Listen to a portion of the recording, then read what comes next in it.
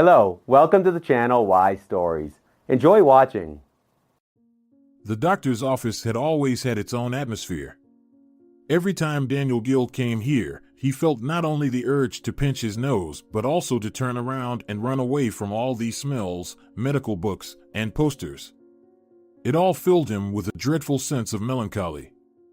For a long time, Daniel hadn't been sick and hadn't visited doctors except for his annual health checkup. But since his wife fell off the horse, everything has changed.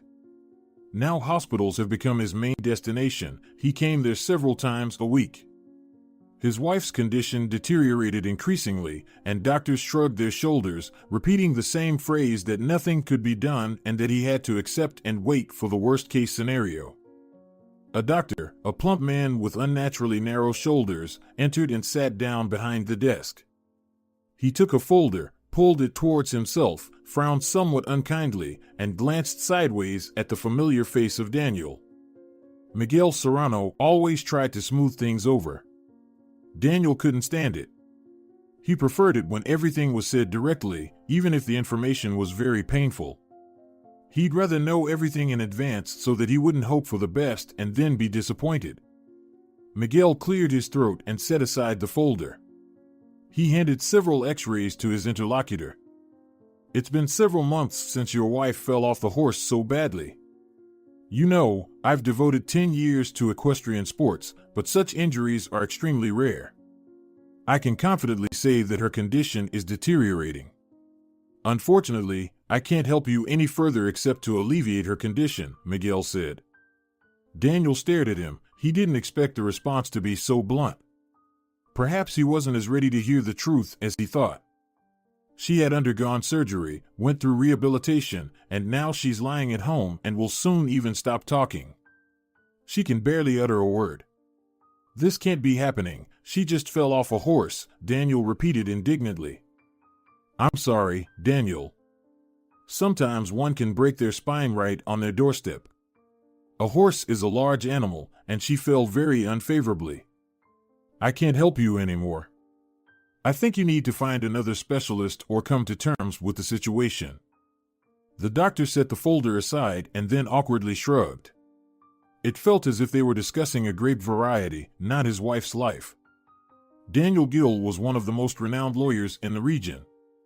He had money, recognition, and connections, but none of it helped. No amount of money mattered when his beloved wife was dying after an unfortunate fall. Daniel left the office and walked down the long corridor, and the doctor's words still echoed in his ears. He wanted to turn back time and not let his wife go on that horse ride, which turned out to be fatal for their family. On the first day, it didn't seem so scary, but then the pain intensified, and paralysis appeared, spreading throughout her body like a plague. Teodoro Fernandez was standing by the car. When he saw his friend, he straightened up, steadying his face. But even without asking anything, it was clear that Daniel hadn't heard anything good. "Is it really that bad?" Teodoro asked in surprise, but he still couldn't understand that money wouldn't help in this situation. "It's just another doctor who just said there's nothing to be done. They all seem like they're all the same. I can't believe no one wants to take on her case. She had undergone the surgery and went through rehab, but there was no effect," Daniel said. Daniel hit the roof of his car, wanting desperately to kick the tire, but he held back. He had been holding back tears for a long time, and now he could almost start crying, risking being seen by others. He was angry at the whole system, at healthcare, and even at his wife, who chose an unsuitable horse for her first ride.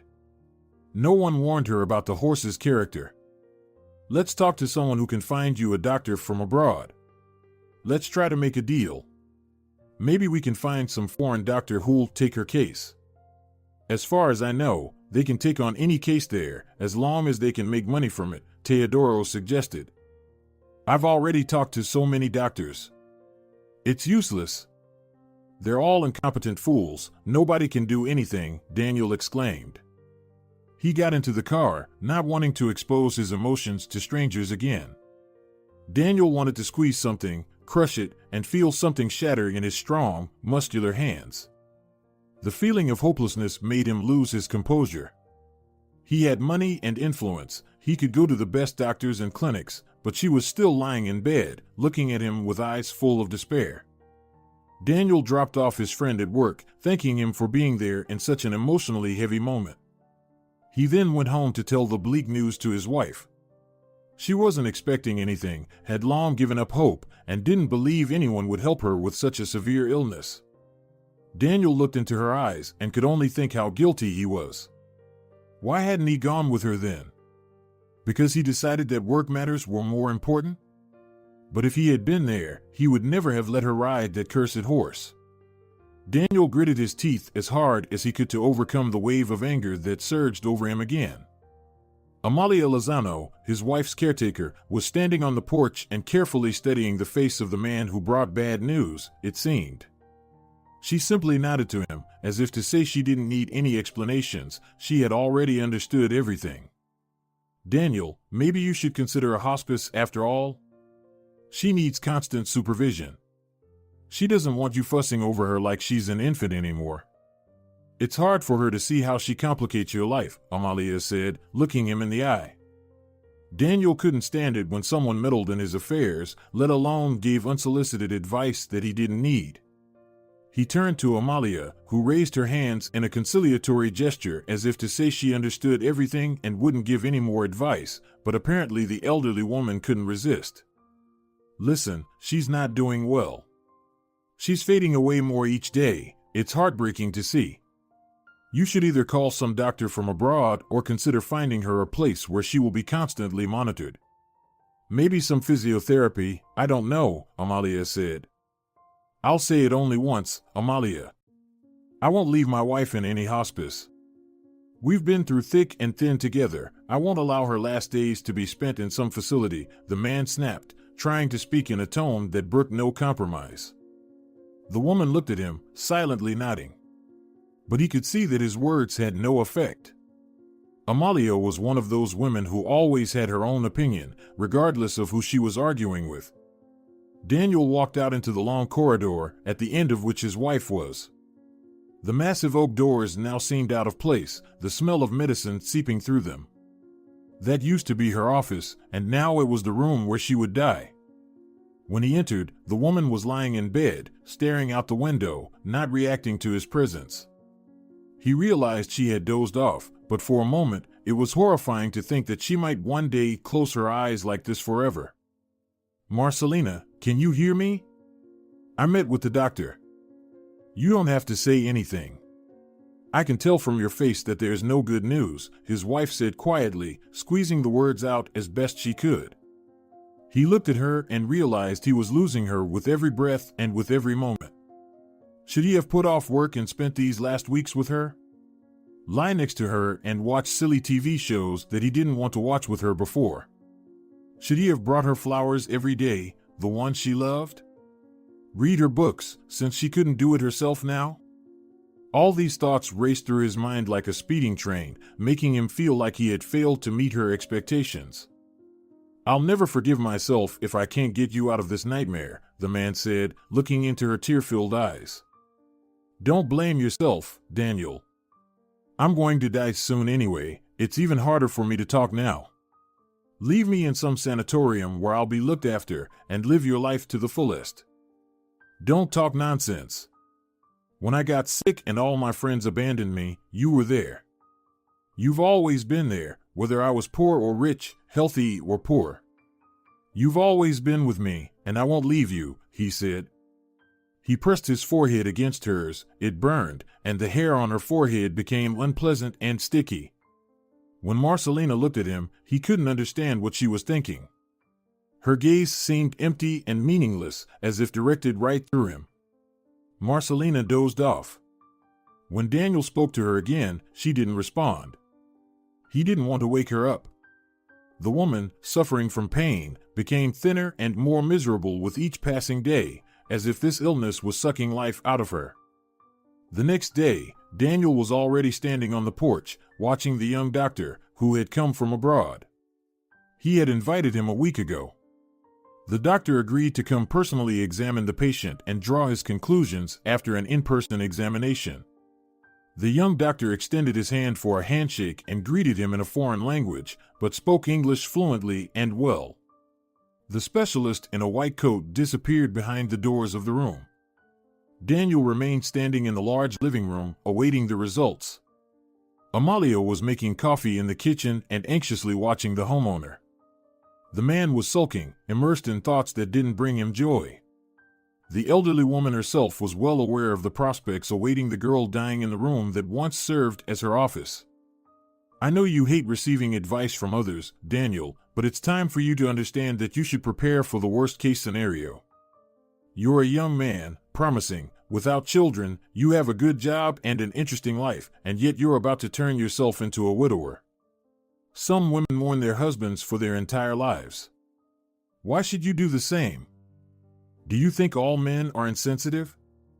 That's not what I meant at all, the woman said, taken aback by his sharp reaction.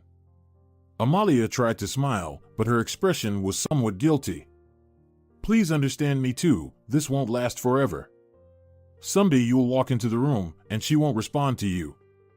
But by then, you might have lost your business, all your friendships, and all the romantic threads. You can't give up your own life just because the person you're married to is about to die. I buried my husband once. I regret spending so many years mourning, losing all my friends, and not working. Let me figure out how to live my own life, the man insisted.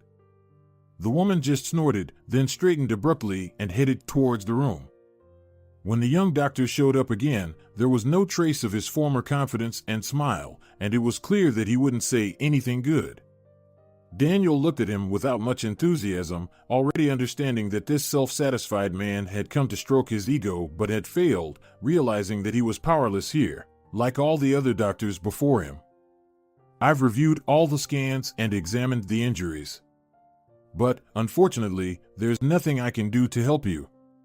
Based on the scans, her condition isn't as extensive, but considering palpation, the situation is much worse. And besides, after such surgery, the chance is minimal.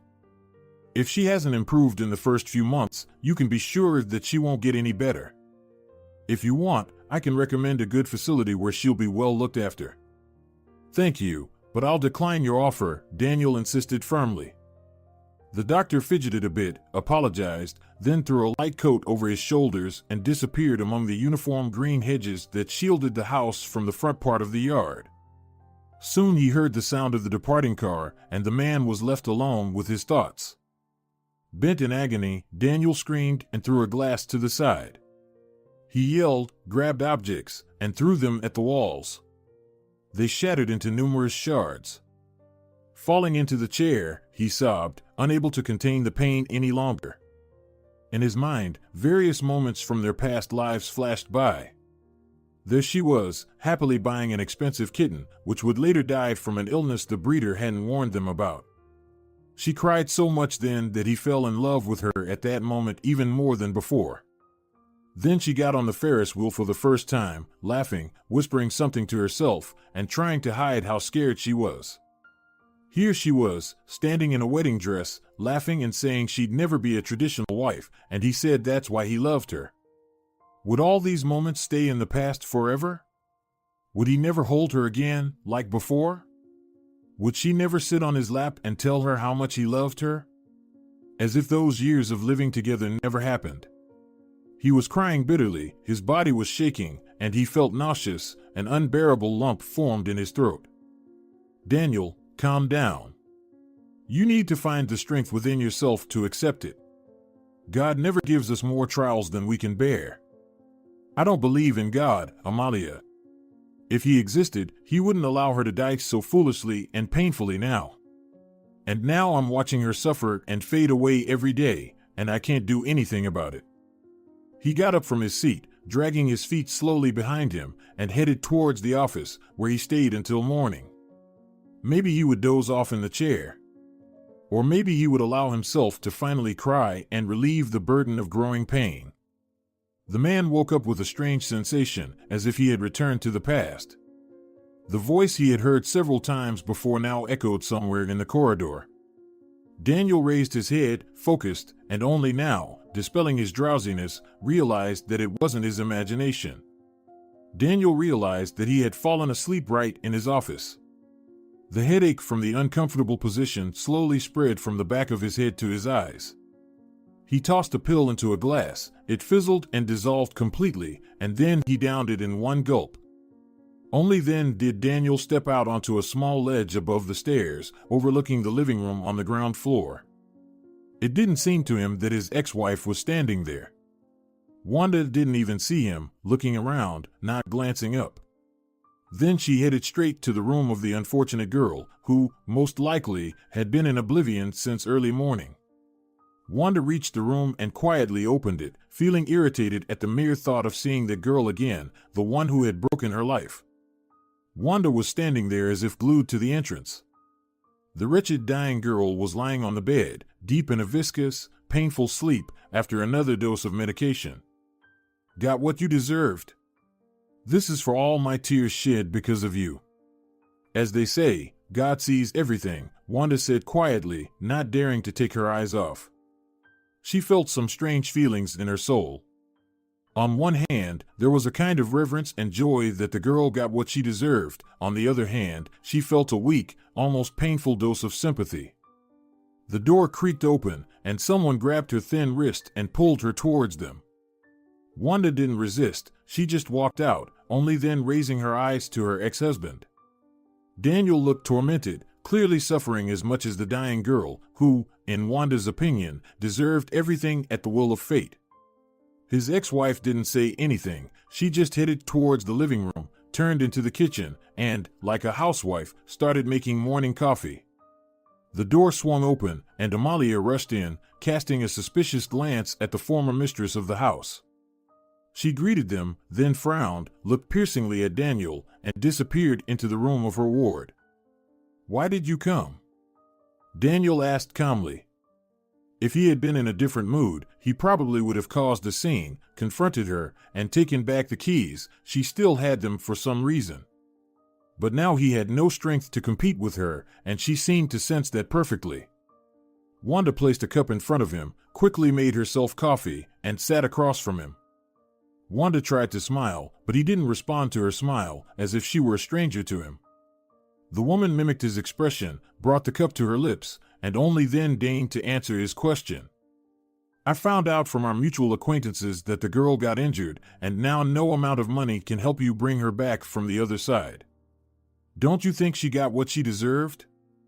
She ruined a family and destroyed our marriage, now let her face the consequences." I wanted to see her and look into the eyes of someone who now realizes that the blows of fate can be much crueler than they may seem. Wanda spoke extremely calmly. For some reason, her words and expressions didn't irritate him. Probably because he didn't have any strength to react. "And you know well that she didn't just fall off that damn horse for no reason. You know, I also did equestrian sports and fell numerous times, but there was nothing even remotely similar," Wanda said smugly. "Aren't you disgusted by your own words? Wasn't she disgusted when she stole a man from his family? It's very interesting to see how it turns out. She ruined my life, deprived me of a family with you, and I can't even be happy that her fate punished her?" Wanda asked. For some reason, this morning, his ex-wife seemed especially beautiful to him, calm, dignified, and slender. There was a special spark in her eyes that he hadn't noticed before. And even when her face wasn't adorned with a smile, her expression was attractive. "No one stole me. I'm not a calf. Wherever they lead, there I go. It was my choice, and besides, I honestly told you everything. There were no secrets or intrigues," Daniel said. "Yes, dear, you told me everything after meeting her for almost half a year. You can say whatever you want, but I believe in karma. I'm sure she got what she deserved. I've spent my whole life watching these smug girls tear families apart, and then life punishes them in the most ingenious ways. The universe rightfully punishes all," Wanda said. "So it seems the universe punished you too when your family fell apart?" "Don't oversimplify," Wanda said. For a split second, Daniel forgot that his sick wife was lying in the room. It even made him feel somewhat uneasy. His ex-wife looked at him completely indifferently. For some reason, she seemed special to him now. Wanda was never bad. On the contrary, he often thought that he wasn't worthy of her. When they were married, he devoted too little time to her and then reproached himself for it. After the divorce, Wanda never met anyone else, and when people asked her about it, she always said that she didn't need to look for anyone else. She already had the best, and she didn't want the worst. You know, Daniel, I still love you, despite your unwillingness to admit it.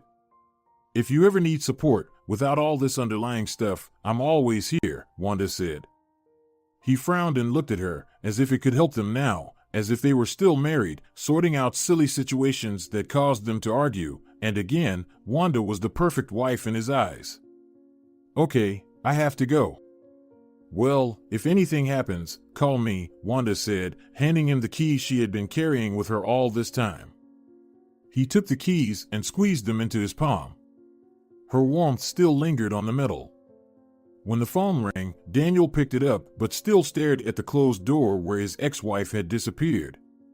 The house felt empty without her. He felt ashamed of his thoughts and of the images in his head. It was even embarrassing to think that he had returned to his past and, unfortunately, found himself happy there again. Son, are you coming tomorrow? You promised me. Forgot? His mother asked. Her voice sounded alien in this house. He nodded, then remembered and said he would come, as promised. His mother started talking about how tired she was, that she wanted to go on vacation, and that all these country house chores had become unbearable for her. He got tired of listening to her talk because it never led to anything. His mother complained but did nothing to change the situation. The next day, Daniel kissed his sleeping wife and left a note for her on the nightstand saying that he would be with her when he returned from his mother. He held the note in his hand for a few seconds, then crumpled it up and wrote a new one, replacing mother with work. He knew that even in her current condition, Marcelina would worry if she found out that he had gone to his mother, who had never been thrilled with his new wife and, now, in such a sick state, didn't approve at all. Getting into the car, Daniel looked at the overcast sky, hoping it wouldn't rain. It was the last thing he needed right now. He wanted to get to the village, calmly do all the work, and then return home as if nothing had happened, but with a clear head. His mother never called him just like that unless she wanted to stir something up again. He crossed the long bridge, entered the village, and reached his mother's house. The small, neat house, which she flatly refused to change despite her son's money, seemed out of place among the growing cottages. City dwellers came to the village, settled down, and gradually began to boast about their profits, and the houses of the native inhabitants now stood out too conspicuously. Can you imagine that Dorothea already has a third granddaughter? And her daughter is 6 years younger than you, his mother said disapprovingly, once again touching on the topic of grandchildren, with whom she wouldn't even babysit, only asked for photos. He ignored her words once again. His mother clicked her tongue, pretending she hadn't said anything, and then escorted her son into the house. Daniel slung his work jacket over his shoulder, then entered and went upstairs to open the attic. For several hours, he was absorbed in physical labor that seemed to clear his mind.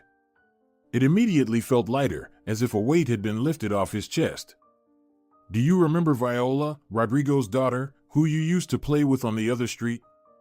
Imagine, she's already had her second child. They're planning to buy a bigger apartment, his mother said from below, apparently taking advantage of her son's hopelessness to continue listening to her. Mom, what the hell do you need grandchildren for if you don't even come to the city? Have you known me for only one day? You'll ask for photos and boast to your friends. And all this fuss falls on my shoulders. I don't want any children, I already have enough problems, the man said, getting angry. That's because you don't have a decent wife, that's why you don't want children. A real man with a good wife always wants children, it's instinct, his mother snapped. Instincts are for dumb animals, and you, Mom, are an educated person. You should understand that shifting responsibility, in this case, is not the best option, the son retorted.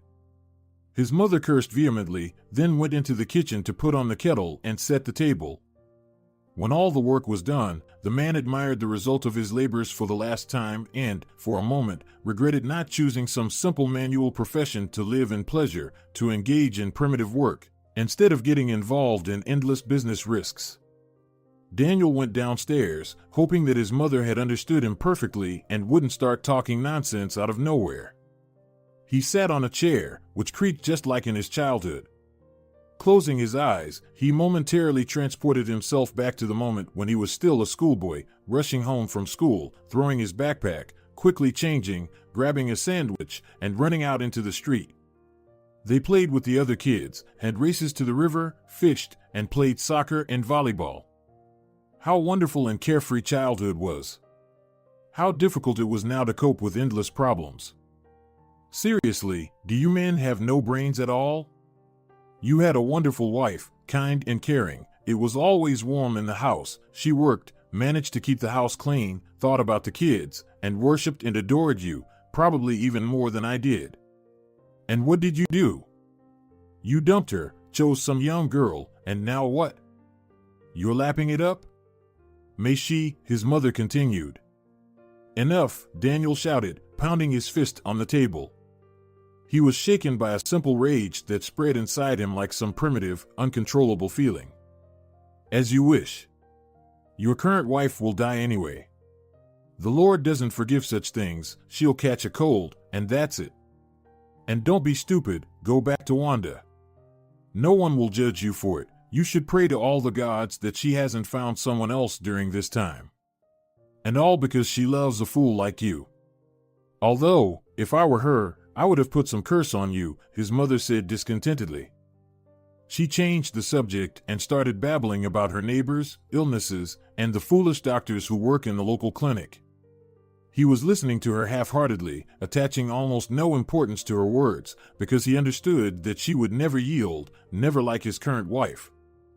Daniel went home late in the evening, turning not towards the private sector, where he lived with his wife, but towards the center, where his friend lived. On the way, he called him and asked to meet for a talk, and his friend agreed unconditionally. Teodoro was almost the only person Daniel could discuss anything with, even cry if the situation demanded it. Come in, I've set the table.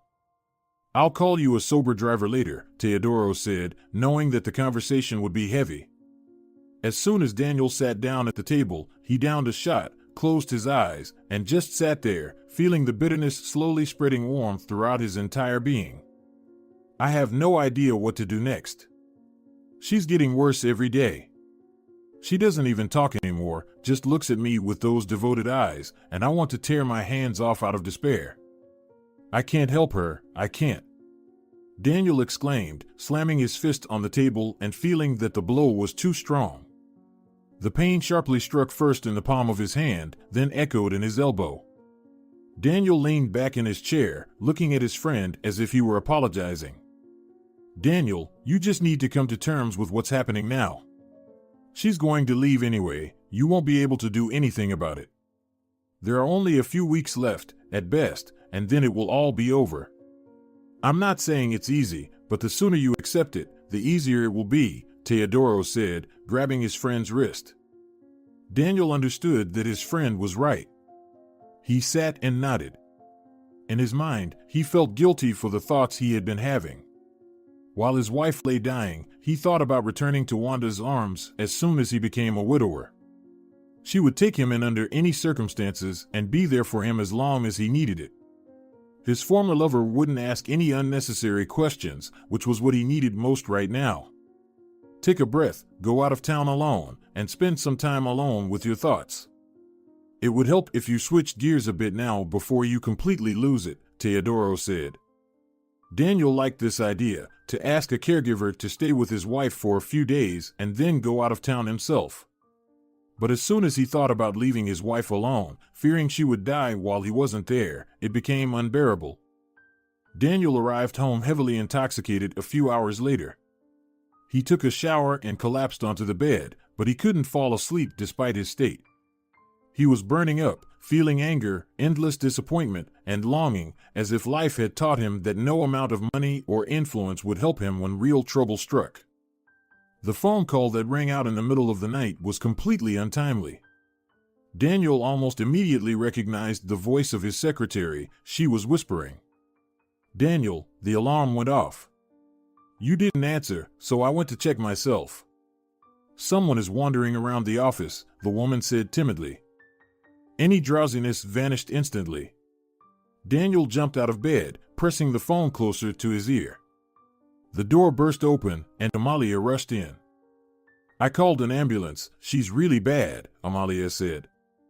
Daniel felt torn in two. He needed to go to the office urgently, but he couldn't leave his wife in such a state. He already overused her caregiver, often leaving her until late or even overnight for an extra fee. "Fernanda, call the police." "I'll come later," Daniel said, already rushing down the stairs to see his wife. He stayed with her until the ambulance arrived. As soon as the vehicle appeared in the courtyard, he immediately dashed off and ran to the parking lot to get to the office. She wouldn't remember any of this anyway, he reassured himself. With such a high temperature, Marcelina would be delirious and wouldn't remember how he left her again because of work. He had done this when she was healthy and continued to do so as she faded away before his eyes. To his surprise, Daniel found no police in the office. His secretary was standing on the ground floor, looking around fearfully. "I didn't want to scare him off. I called the police, but they still hadn't arrived. The security system didn't trigger again. Maybe someone there was involved." "Oh, Daniel, what if I called for nothing?" The secretary said tearfully. "Fernanda, you did everything right." "I'll go," he said briskly, literally leaping up the stairs to the office.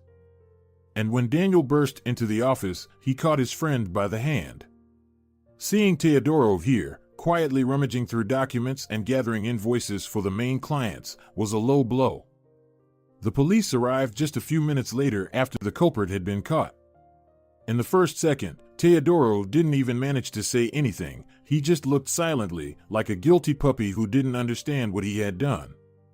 They quickly put Teodoro in the car, inspected the documents, and asked Daniel a few questions.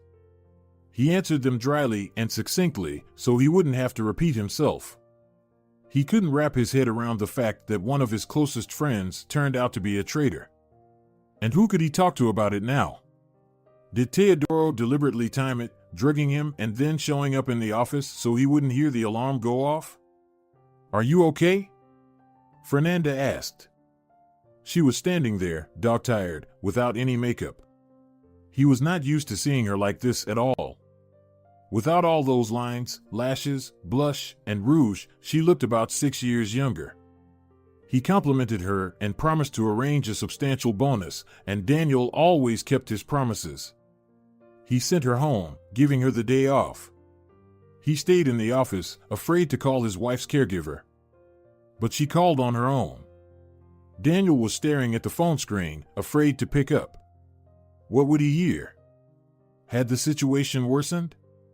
Would she never open her eyes again? Or was Marcelina no longer capable of recognizing loved ones? These questions raced through his mind, making him feel panic and fear. "Daniel, your wife was admitted to the hospital tonight. We had to take her in. Her life is not in danger right now, but I strongly recommend that you place her in a specialized facility. She needs constant medical supervision. The situation could worsen at any moment." "Worsen?" Daniel exclaimed, unable to hold back. "Listen," the doctor said, then fell silent for a second, as if giving him time to think carefully about his words. "I've seen many families like yours. I've seen wives caring for dying husbands, and vice versa. I've seen mothers wiping the tears of dying little children. These situations happen, and life is unfair. It's time to accept and learn to live with the situation. Right now, your wife needs your strong will, not lamentations about life." The doctor spoke very bluntly, enunciating each word one after the other, and it was evident he was irritated. He hung up, finally saying that they needed to consider the facility, and then there was silence, unmatched, lonely, and echoing in his chest. Daniel arrived at an empty home. His wife would remain under observation at the hospital for another 2 days. He simultaneously wanted to see her and yet didn't want to find himself back within the hospital walls. Again, those mournful faces of the nurses, the self-satisfied faces of the doctors, who just shrugged and said there was nothing to be done here, that was the fate. A few days later, when he brought his wife home, he decided to stop by the police station, where his former friend awaited him for a conversation. Teodoro was brought into the room with no handcuffs on him, his face was mournful, and his guilty eyes were darting around. "Oh, Daniel, I did it for your sake. You tried to ruin my business for my sake?" Daniel asked skeptically. "It was all Wanda's idea. She came to me and said you were completely falling apart there, that your wife was in a terrible state, and that she would literally be gone any day now. She cried and said how much she loved you and that she didn't want to leave you alone in such a state. I remembered how much you loved her, and I decided it would be better this way. She suggested that I cause you some problems at work. Nothing serious, just enough to make you reconsider. And she would be there for you in your darkest hour, and you would reconcile." Daniel looked at his friend and thought that he had acted, to put it mildly, thoughtlessly. Maybe Wanda was right. Her support and warm feminine hands would be invaluable right now, but causing trouble in business because of it. He didn't have enough problems in life, and now he had to deal with business troubles too. "Daniel, withdraw your statement. For God's sake, don't burden yourself with sin. You know perfectly well how much I value our friendship. I just really wanted to help you. You've completely withered away after this situation. You always look so absent. You grieve as if she's already gone, even though she's still alive. I only wanted what's best for you, and Wanda is right too. She loves you so much, and yet you'll soon be alone anyway." Teodoro concluded his tirade, but it was evident how he immediately regretted his last words, which sounded too cynical, considering that his friend was barely coping with the current situation. Daniel glanced at Teodoro one last time and nodded briefly, saying nothing. He left the room, walked out onto the street, and took a deep breath of the cold air. He wanted to close his eyes, dive headfirst into the sea or ocean, and feel the wave crashing against him, particularly in difficult moments of life. Daniel looked back one last time at the dilapidated building, then walked to his car. He no longer had a friend, and frankly, he no longer had a life either. Daniel arrived home. He could barely drag his feet, lay down on the couch, stare ahead, and didn't understand what to do next with his life. Problems with his wife, his ex-wife, and now Teodoro had joined in. It felt as if fate was testing him. He looked at Amalia. The caregiver for his dying wife looked at him reproachfully. "Daniel, I've been a housekeeper in this house for many years. I've watched your life, so to speak, like a series from the sidelines.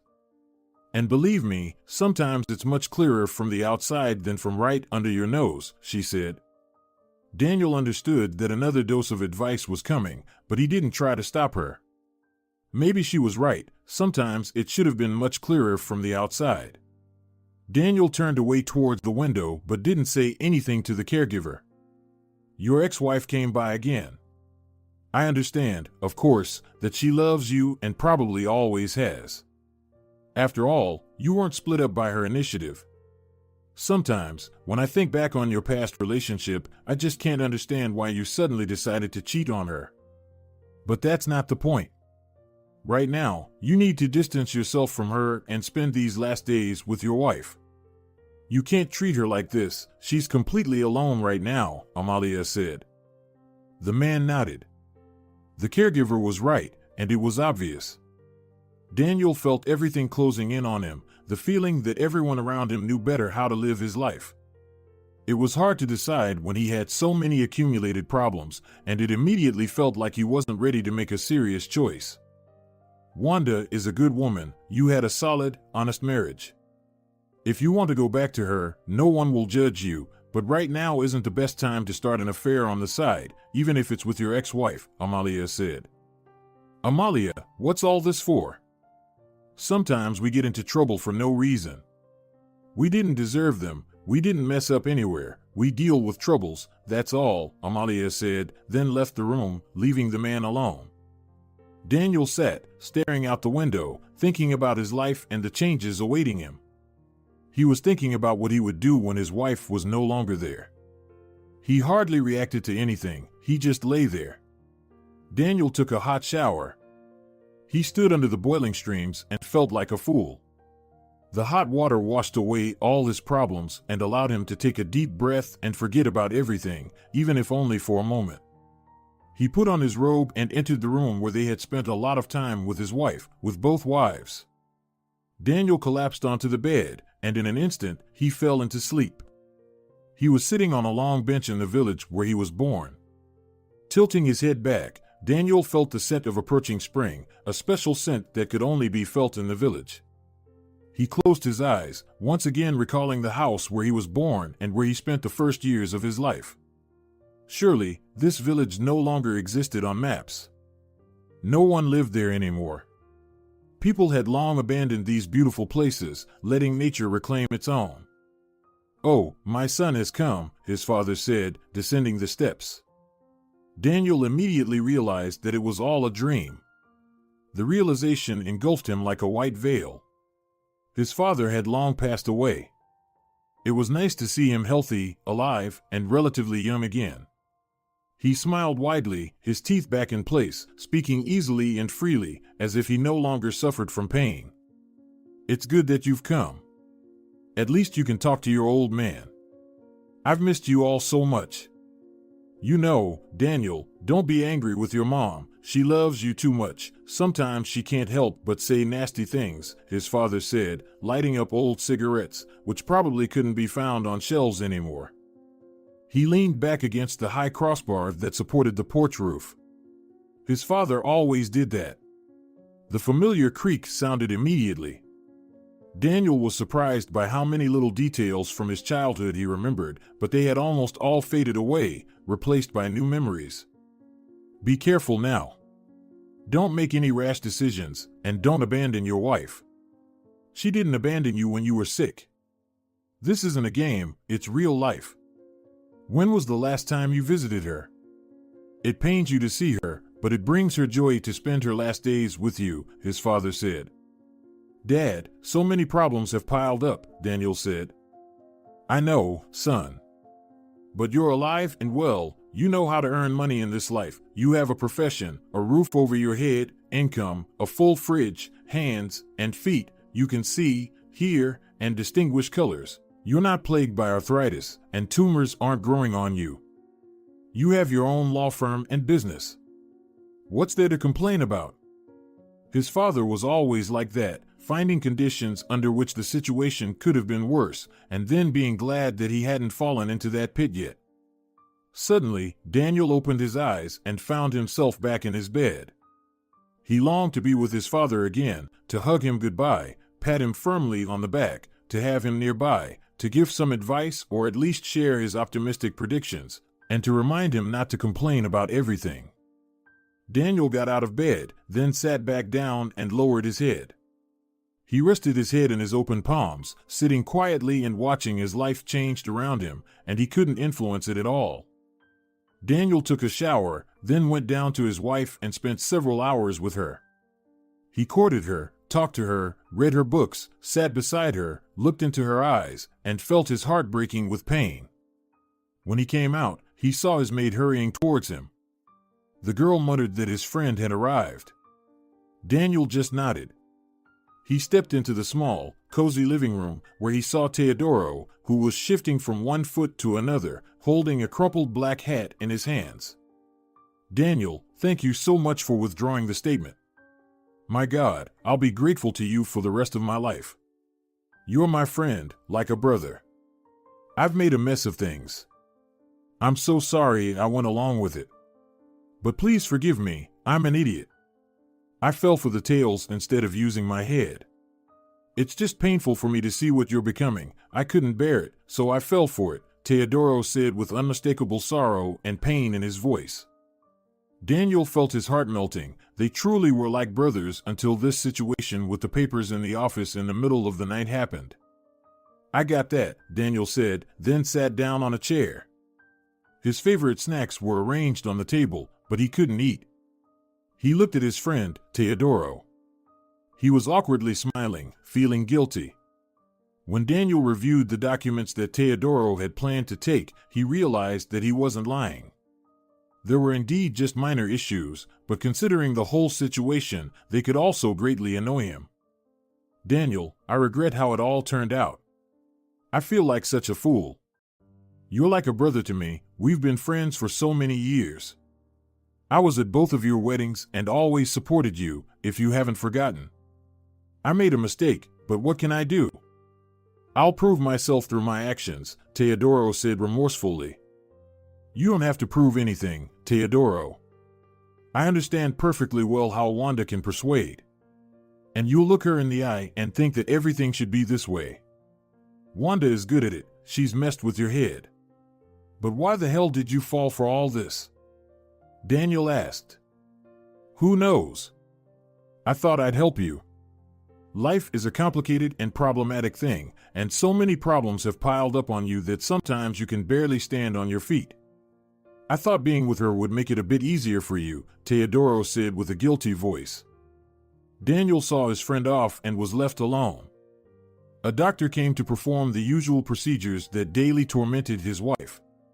Daniel thought he should go to Wanda, discuss the situation that had arisen, and agree that they shouldn't communicate until the situation was clear. He didn't rule out the idea of reuniting with her when his wife was gone. They knew each other perfectly, and their marriage was excellent, without any problems or hardships. Daniel began to gradually prepare himself. First, he needed to go to the office, settle business matters, and then go to his ex-wife. Surely, she would prepare his favorite stew and put an orange pie on the table, which he adored. And the man, embarrassed in front of her, would babble that now wasn't the best moment to rekindle their relationship. The phone call that rang exactly as he settled into the driver's seat of his car made him involuntarily jump in his place. Daniel took out his phone and put it in his ear. He heard his mother's voice, anxious and full of concern. Daniel, they admitted me to the city hospital. Could you please bring me a couple of new bathrobes and some food? The stuff they feed us here is awful. I didn't want to bother you with a call, but I have no one else to ask. Emilia won't come from the village herself. You know how old her legs are, and taking the bus from the village is not easy, his mother said. Daniel knew perfectly well that his mother deliberately spoke like this to manipulate them. As if she didn't want to call but had no one else.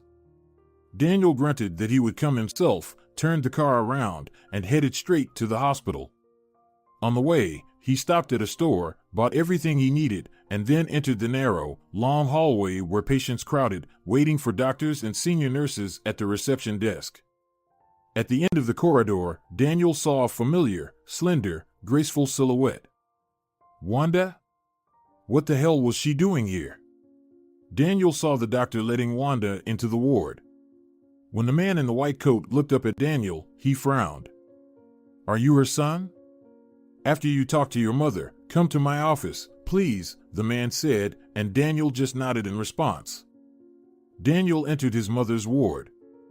Wanda was sitting next to the bed, stroking the elderly woman's hand. You see, Daniel, a healthy wife is more useful than a sick one, his mother said with a smile. A healthy mother is more useful than a sick one. Right, Mom?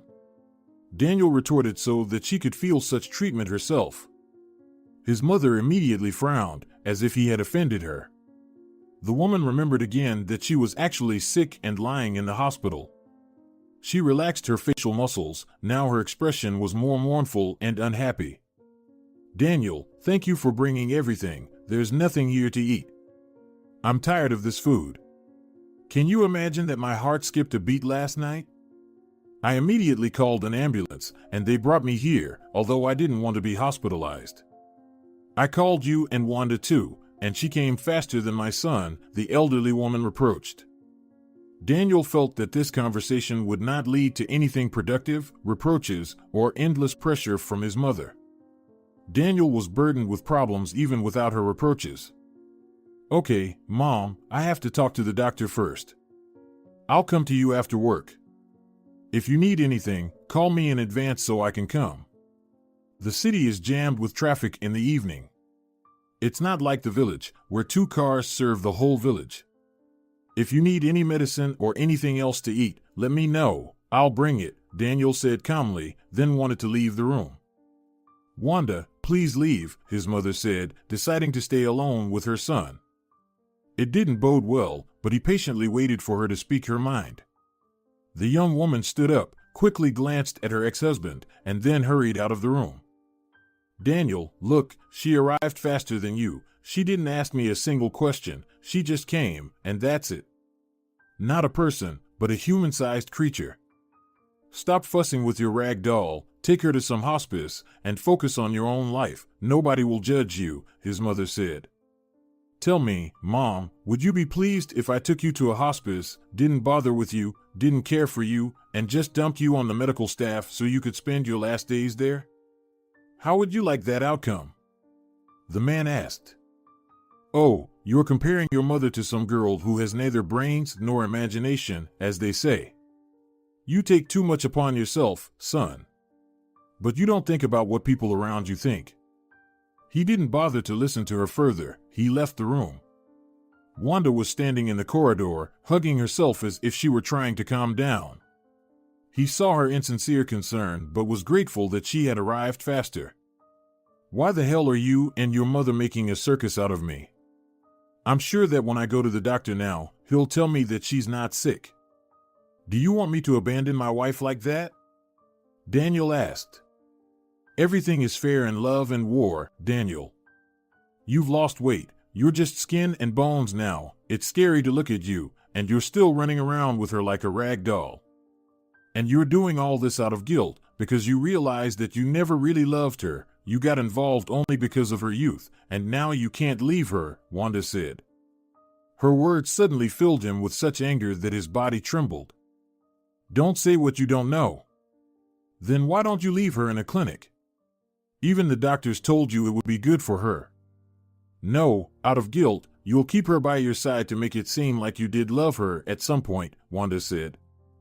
Tears welled up in her eyes. She suddenly lifted her pretty little head, stared at her ex-husband, and seemed to wait for sympathy from him, but he looked back at her and couldn't give her anything, only being angry that the woman was saying nasty things that, for some reason, seemed close to the truth at that moment. Maybe he never loved her, or maybe he was tired and unable to make decisions now. Anyway, Wanda, leave me alone. You didn't tell me about this before, or what suddenly created a problem out of nothing. As always, right? Go on, Daniel, if you need anything, call me, I'm always available, Wanda said calmly. There was a resolute assurance in her voice that he would definitely call her and still come back to her because he had no other way out. And realizing this made him feel even worse. Daniel climbed the stairs and entered the doctor's office. Everything here was different, as if he had entered someone's small home office, bookshelves, a few folders, dark, cozy wood everywhere. It felt like there was an atmosphere here. The doctor invited him to sit down with a kind smile. Daniel, I understand, of course, that you're paying for the room and the treatment, but, you need to talk to your mother. Are you saying everything is fine with her? I see that you are well aware of this situation, but this false syndrome never leads to anything good and often brings problems aplenty. Please talk to your mother about what she needs right now and why she suddenly decided that it's better to be in the hospital than at home in comfort. I know you're a good person. We've met before in the line of duty. It's just that right now in your life, there are too many problems. Your loved ones need you much more than you might have thought. Daniel just nodded briefly. He understood that this person was right and that, most likely, he had pushed away all his loved ones and done what he had feared most all this time. Offer your mother to go to a sanatorium with a friend and pay for her rest and treatment. Let her feel that she is needed by you even now when you have so many problems. Elderly people at this age are already starting to behave like children, demanding attention. Be more patient with her antics, now you need her more than you think. The doctor's words seemed to be right, but for some reason the man became irritated. Most of all, he was offended that he had to think about everyone in the world, but no one had to care about his feelings. As a man, he should take responsibility, shoulder it, and drag it, just to make it a little easier for others. But who would care about his condition? Who would take on his troubles? From the doctor's office, the man left much more upset than when he entered it. He walked past his mother's room and saw Wanda there, who was smiling gently and quietly stroking her hand. His mother was actively talking about something, gesturing and laughing. Daniel would give anything for everything to fall into place. His wife would be healthy, and his mother would grumble, but he could always rest his head on his wife's shoulder and forget about the problems. Nothing would be so significant and painful right now. Silly work problems that now seemed trivial. 3 days later, when his mother finished her examination, Daniel took her home. He gently put his mother in the car, preparing for an unpleasant conversation. "Listen, Mom, let's make a deal with your wife, including your ex-wife. I'll figure it out myself. I won't tell you anything else about her, and you won't give me any advice on this matter. I'll pay for you to go to a nice sanatorium with your friend, and you'll have an all-inclusive vacation," Daniel said in one breath. He hoped that his mother wouldn't start the same record again and that she didn't need anything. For some reason, this time she silently listened to him. "All right, Daniel. I wanted to ask you for something. Maybe you'll buy me a better house. It's shameful to ask horribly, but this house is falling apart, and I don't have the strength to fix it anymore. My friend's house is no longer anything to speak of, so maybe we could move into some small cottage together, where there's a greenhouse, grow vegetables and herbs, and not think about anything." Evidently, she was stepping over herself to ask for it. Daniel said he would take care of it. Almost the entire way, the woman rode in silence, but towards the end, when the village loomed ahead, she couldn't hold back. "Daniel, just think about it. How do you go about living under these conditions? You're a young man, you have everything ahead of you. Troubles happen in this life, you can't avoid them. I buried your father too, mourned him, and still can't come to terms with it. You're a wonderful person, but sometimes bad things happen even to good people," said the mother. She got out of the car and headed towards her home. On the same day, Daniel paid for her trip with her friend and then looked after the house. He delegated everything to the realtor and his lawyer and went to his office. Daniel tried to keep himself busy with work. The more occupied he was, the less time he had to think about the bad. Twice, he went to his wife, but almost immediately left, seeing her sleepy or already asleep. He didn't notice how tears streamed down her cheek. He left, leaving her with the caregiver or alone. Daniel understood that, as a dutiful husband, he should stay by her side, and it was his direct duty to be there for someone who hadn't abandoned him in such a difficult situation.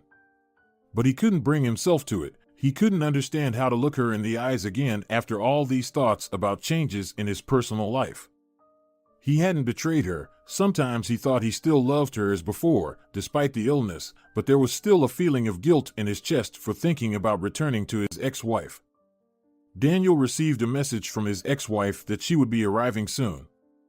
And since he wanted to talk to her, he should speak now, not procrastinate the topic, as always, until it resolved itself. Daniel decided that it was even for the best. They would talk now, and that would be it. Wanda arrived in a simple black dress, and for some reason, he remembered that she wore something similar on their first date. Wanda herself probably didn't remember it. His ex-wife wasn't particularly fixated on memories of the past. She stood downstairs, looking at the china set that was given to him once when he was just starting his career.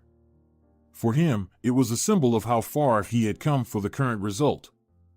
"I remember when you brought this china set home and said you would keep it in memory of how many difficulties you had overcome. I laughed then and said you would throw it away as soon as you had your first big money. But you didn't throw it away. So many years have passed, and it's still standing. It even outlasted me here," Wanda said. When she uttered the last sentence, her voice became bitter and hollow, echoing from the depths of her soul. She turned to him, came closer, pressed her lips against his, and he responded to the kiss. But just a second later, Daniel pushed her away, as if startled by his reaction. "This is all wrong. I don't like any of this," he said roughly, and for some reason, Wanda felt guilty for his feelings. Daniel walked to the bar counter, poured himself a small shot of spirits, downed it in one gulp, and then offered her some. I want us to end all this nonsense, Daniel said. What nonsense can there be here? You acted like a jerk and left me at the hardest time of my life. You just dumped me and went to a younger girl with whom there are no problems or troubles, and while I was struggling in this life as best I could, you were having fun with that kid. And I waited for a call from the one I love, Wanda shouted, no longer able to contain her emotions. What angered her the most was that he was still avoiding responsibility and backpedaling, although it was very easy to tell from his behavior that he was interested in her and simply afraid of judgment. Wanda, we need to end this right now. You go back home, I'll stay at mine, and we never see each other again. I don't want to see you anymore. I don't want you to be in this house. I want you to leave me alone, and we will never go back to the past, Daniel said. Wanda was listening to him with a stone face, then took her jacket and silently walked out onto the street, saying nothing as she left. Daniel was relieved that, at least with this situation, he had finally finished it and no longer needed to suffer from guilt and anticipation of mounting problems. He headed to his wife to spend some more time with her. Daniel drove to the village where his mother lived, where he had already chosen a house for her. The weather outside was terrible. Snow was falling in large flakes, turning into small icicles and stinging the faces of those who thoughtlessly ventured outside. Daniel drove out of the village, and suddenly it seemed to him that there was a strange silhouette on the roadside. Deciding to trust his eyes even in such weather, he slowed down and saw a woman holding a small bundle in her arms. "Get in," Daniel shouted. The man tried to shout over the wind, which at that moment seemed to deliberately become even stronger and fiercer. The young woman looked at him with fear, hesitated for a few seconds, and then finally got into the car. She was covered in a layer of ice, holding the little child. To say that Daniel was surprised would be an understatement. What could a woman with a child do on the road, especially in such weather? "If you're going to the city, then please take me to some crisis center. If you don't know, you can just drop me off at the station. I'll figure it out there," she said, her voice trembling. Only now did Daniel notice that she was wearing a thin jacket, completely unsuitable for the season. The poor woman was shivering from the cold. She curled up, holding the child close to herself, and almost instantly fell asleep, warming up in the car. He didn't take her to any crisis centers. The woman was clearly in distress. When the car stopped, she woke up and immediately stared at the huge house where he had brought her. "Stay with me for a while, and then we'll figure things out. I'm hardly ever home. I have a housekeeper, but she's unlikely to cope with the nanny function. Also, my wife is very ill, so I ask you to behave as quietly as possible in the northern wing," he said. Lorenza looked at him wide-eyed, nodded, and was ready to agree to anything to eat, sleep, and warm up with her child. "Is the child eating formula?" the man asked. She nodded. "Then, while you're on your way, we'll order delivery, and everything will be brought here. Come out, I've already informed my wife's caregiver that you'll be arriving now." Lorenza stepped out, still holding the child to her chest, who had been silent all this time. Daniel watched as she was led into the house, then drove the car into the garage, inspecting the vehicle, which had survived the bad weather without any damage. He should have chosen another day for the trip. Damn it, his last day off was wasted on such a terrible road, where nothing could be seen even at arm's length. The phone call that woke him up in the middle of the night forced him to start thinking quickly. His head was filled with heavy dreams about some swamps, about his past, and a vague idea of the future. The man flew down the stairs, looking for the caregiver who was about to leave. Daniel glanced at the clock. It was 5 in the morning. "Daniel, don't even ask me to stay. You know very well that my child is in the hospital. I urgently need to go to him. If you want to fire me because of this, go ahead, but I won't leave my child there for money," Amalia cut in abruptly. Daniel understood perfectly well how he had tormented her with constant overtime, even though he paid generously for it. Only, the money didn't cover all the inconveniences. "Lorenza," Daniel whispered, approaching her door. When she answered, he cracked the door open. It turned out that the girl wasn't sleeping. She stood by the crib with the baby. "I'm begging you to stay for another day," Or better yet, for 2, take care of my wife. She can't walk. I'm begging you, I have no one else to ask. I have big problems at work. I need to leave urgently. My flight is in 3 hours. Okay, no problem. She agreed so quickly that he was momentarily stunned, froze, looking into her face, and then immediately grabbed her hand and started shaking it up and down. Thank you so much. Thank you. I couldn't even imagine that you'd agree so easily. I was already mentally preparing to persuade you.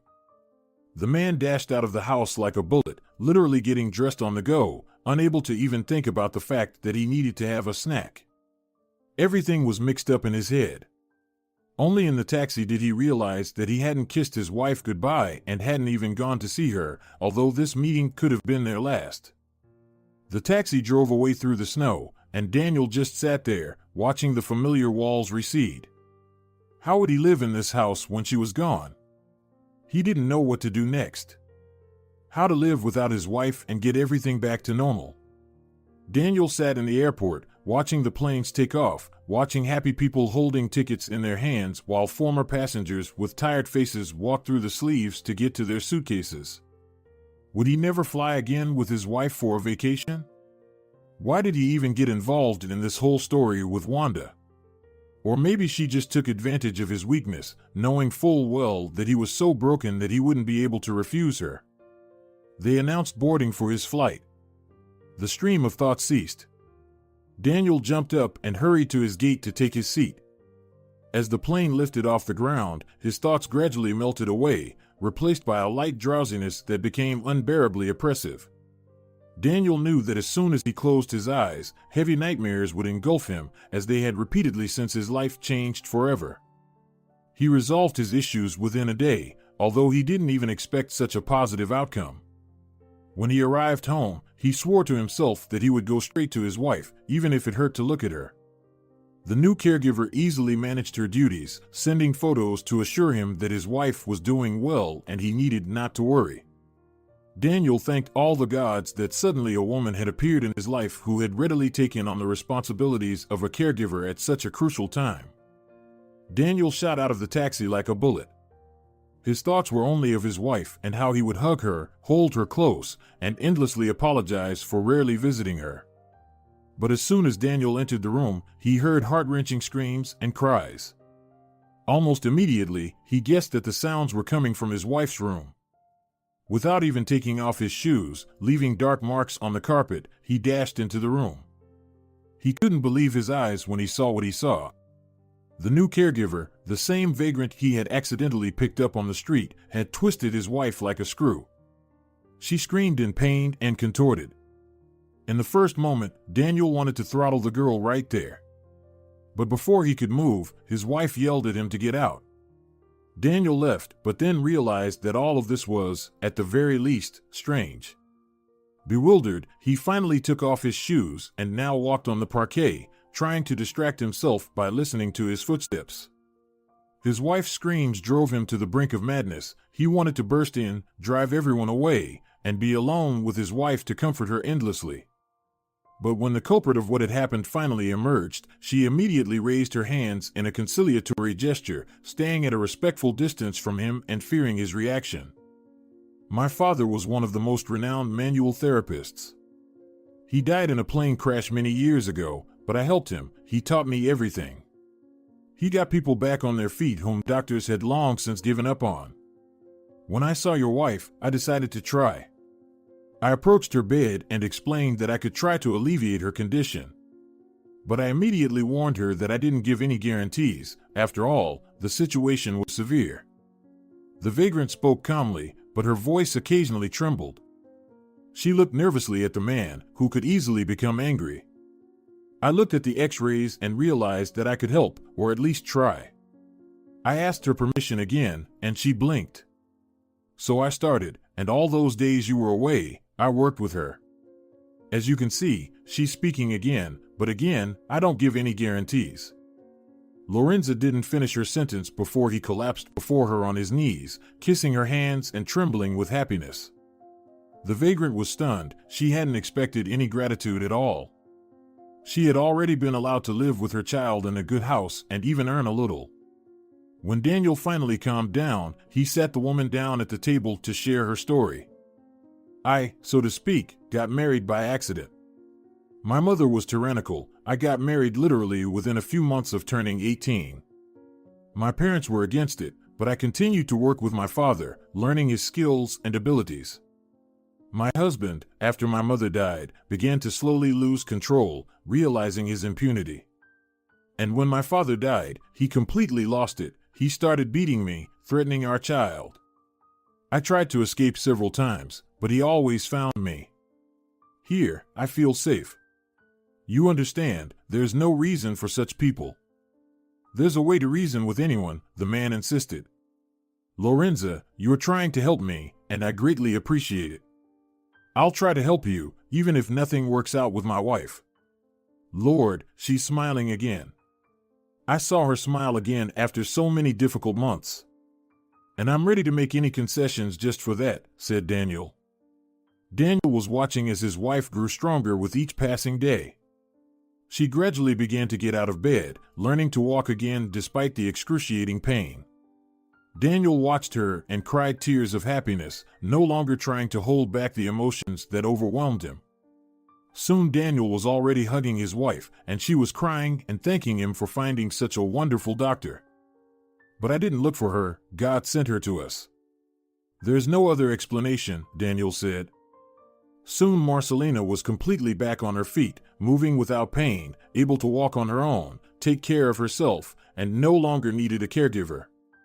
Doctors, who had long been monitoring her situation, threw up their hands and exclaimed about miracles. And Daniel himself, along with his wife, believed that this was a real miracle. He hired the best lawyers to act as an impartial party and not handle the case himself. They skillfully dealt with Lorenza's former husband. He was so scared that he even called to apologize, swore that he would never appear in her life again, and then actually disappeared as if he had never existed. Daniel opened an office for his savior, bought her a small apartment, and asked her to contact him at any time if she ever needed help, a caregiver, or moral support. And he also happened to introduce her to his friend and business partner. Alejandro and Lorenza quickly found common ground and began living together within a few months.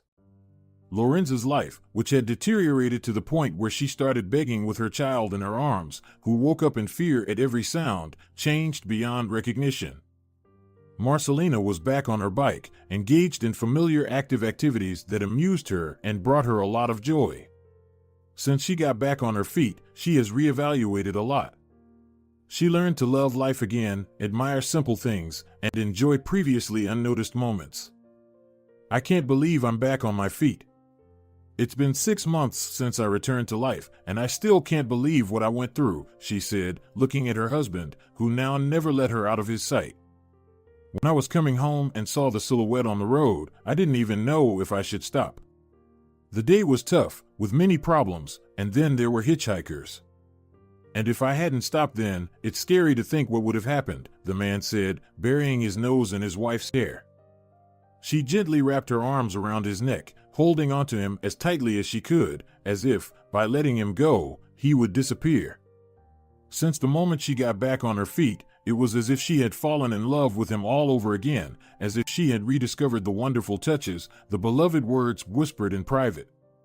All these things had seemed so mundane and simple before, but now she cherished every moment. I'm glad she's doing well now, all the problems are behind us. Truly, I'm glad she found the strength to overcome the crisis.